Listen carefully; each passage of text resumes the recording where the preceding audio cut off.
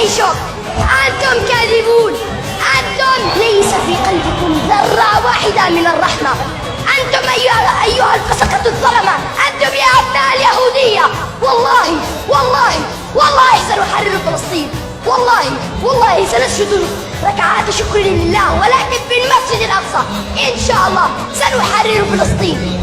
وسنطردكم وسندوس على آخر جثة صهيوني لعين في غزة بأرجلنا الشريفة، سندوس عليكم إن